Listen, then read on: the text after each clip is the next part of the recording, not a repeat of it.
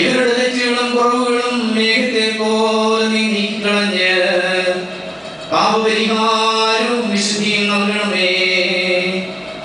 ബലഹീനരായ ഞങ്ങളുടെ മധ്യസ്ഥതയാൽ നിന്റെ കൃപയുടെ ശക്തി കൊണ്ട് ഈ ദാസനെ നിറയ്ക്കണമേ.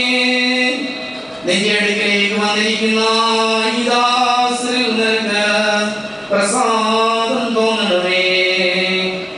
നിന്റെ വിശുദ്ധ മന്ദിരത്തിൽ സേവനം അനുഷ്ഠിക്കുന്നതിനും പുണ്യദായകമായ നിന്റെ ഭവനത്തിൽ ശുശ്രൂഷ ചെയ്യുന്നതിനും ഈ നിന്റെ ദാസനെ നീ കൈക്കൊള്ളണമേ.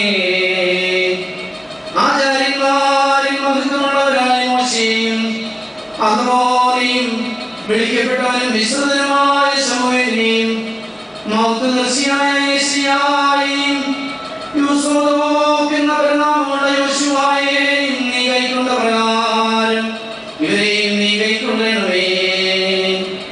അവസാനമായി വചനവും ദൈവവുമായ നിന്റെ പുത്രൻ ദേവൻഗേലിയോന് സാക്ഷികളും ശുശ്രൂഷകളുമായ ധന്യരായ ശ്രീഹന്മാരെ പരിശുദ്ധാത്മാവിനാൽ നവീകരിച്ച് വിശുദ്ധരാക്കി സുവിശേഷാത്മകമായ ആധ്യാത്മിക അനുഗ്രഹങ്ങളുടെ ശുശ്രൂഷ നിർവഹിക്കുന്നവരായി കർത്താവേ നീ അവരെ സ്വീകരിക്കുകയും ചെയ്തു.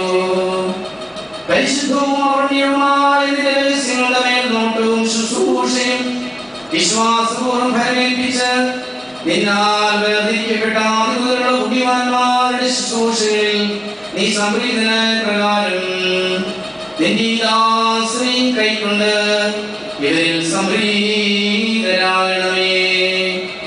ഇവരുടെ പ്രിയയുടെ ഔന്നത്യത്തിനനുസൃതമായി മഹിതനായ നിനക്ക് ശുശ്രൂഷയും സേവനവും ചെയ്യുവാൻ തക്കവണ്ണം വിശുദ്ധി നിറഞ്ഞ ദിവ്യദാനങ്ങളാൽ ഈ നിന്റെ ദാസനെ നീ പൂർണ്ണരാക്കണമേ. ഇവർ ജ്ഞാനമുള്ളവരും തെറ്റിപ്പോകാത്തവരുമായി ശുശ്രൂഷകരുമായി തീർന്ന് ദൈവീകദാനങ്ങളാൽ ശക്തിയിൽ നിന്ന് ശക്തിയിലേക്ക് ഉയർന്നു വരികയും ഭാഗ്യവാന്മാരായ